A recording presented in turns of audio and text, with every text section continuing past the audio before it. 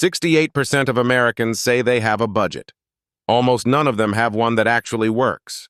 The problem isn't discipline. It's that most people are using a budgeting method that's designed to fail from the start. A budget isn't about restricting your life. It's the only tool that actually lets you afford the life you want, without the anxiety of wondering where your money went at the end of every month.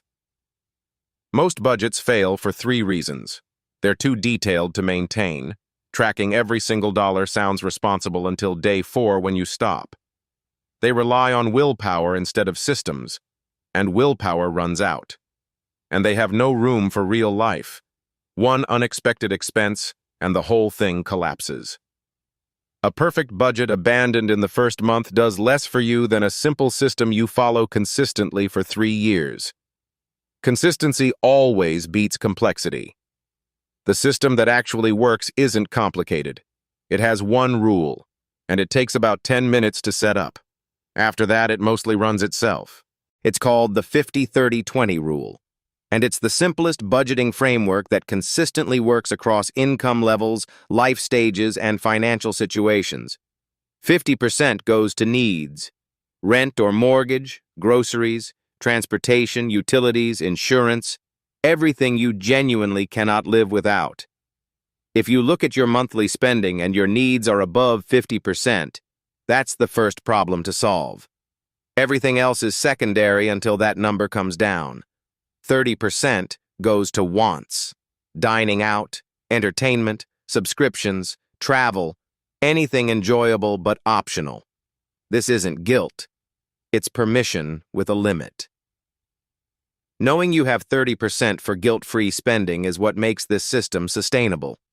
You're not cutting everything you enjoy, you're capping it. 20% goes to savings and debt payoff, investments, emergency fund, extra payments on debt. This 20% is the only number that actually builds your financial future. The other 80% keeps your life running. The 20% changes it. The 50-30-20 rule only works if you automate it. Most people know the rule but never implement it, because implementation requires a decision every single month. Here's how to make it automatic. Step 1. Automate the 20% the day your paycheck arrives, before you pay any bill, before you buy anything. Set up an automatic transfer to a separate account, a savings account or investment account, the moment money hits your checking account. What you don't see, you don't spend. This is the most important step. Step 2.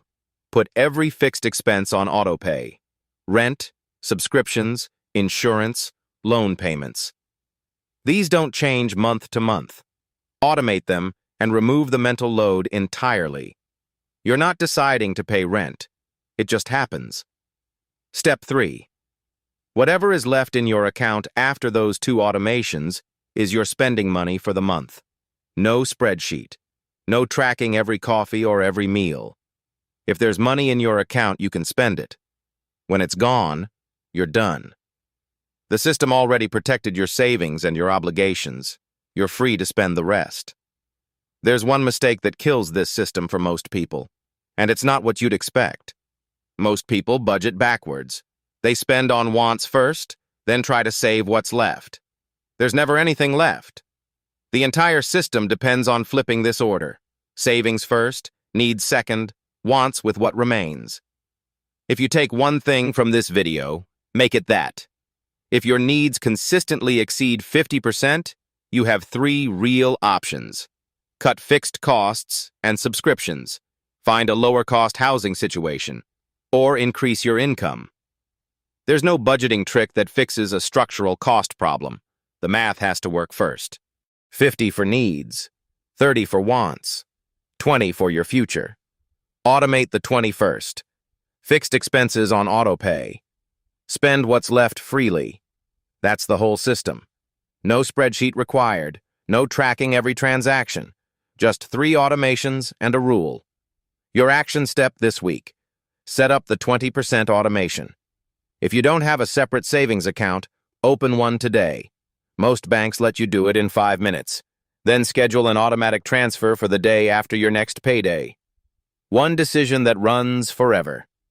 I publish every Tuesday and Friday. breaking down the money mechanics that most people learn too late. Subscribe if this was useful. I'll see you in the next one.